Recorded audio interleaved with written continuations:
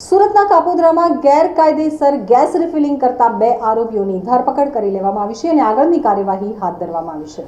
સુરતના કાપોદ્રામાં ગેરકાયદેસર gas refilling કરતા 2 આરોપી પ્રકાશ ખટીક અને ભેરુલાલ ખટીકની કાપોદ્રા પોલીસે ધરપકડ કરી લીધી છે।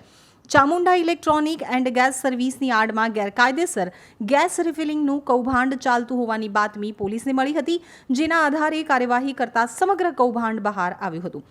अलग अलग कंपनीना गैस रिफिलिंग सिलेंडर, खाली सिलेंडर, गैस रिफिलिंग मशीन सहित 30,000 થી વધુની મત્તાનો મુદ્દામાલ પોલીસે જપ્ત કર્યો છે। સમગ્ર ઘટનાને લઈ પોલીસે બંને આરોપીની ધરપકડ કરી પૂછપરછ હાથ ધરી છે, ત્યારે આ ઘટનામાં અન્ય લોકોની પણ સંડોવણી હોવાની પોલીસને આશંકા છે। ગેસ રિફિલિંગ કરી બોટલ કોને આપતા હતા તેની પણ પોલીસ શોધખોળ કરી રહી છે।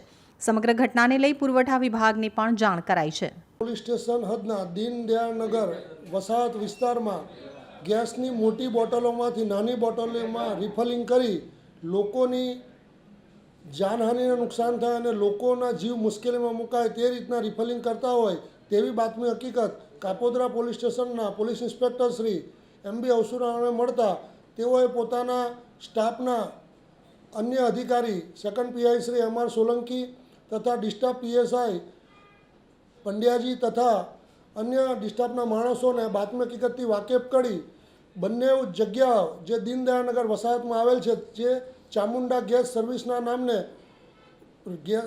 ગેસ રિપેરિંગનું કામ કરતા હોય અને તેની આડની અંદર ગેસ રિફિલિંગ કરવાનું પણ કામ કરતા હોય, જે અન્વયે પોલીસે કાયદેસરની કાર્યવાહી કરી અને ઉપરોક્ત કામે અલગ અલગ 2 ગુના રજીસ્ટર કરી ગુનાના કામે 2 આરોપીઓની ધરપકડ કરવામાં આવેલ છે। ધરપકડ કરેલ આરોપીઓ પ્રકાશ ભવનલાલ ખટીક તથા ભેરુલાલ રતનલાલ ખટીક નાઓની કાયદેસરની અટકાયત કરી તેઓના વિરુદ્ધ ગુનો રજીસ્ટર કરી આગળની તપાસ તજવીજ હાલમાં ચાલુ છે।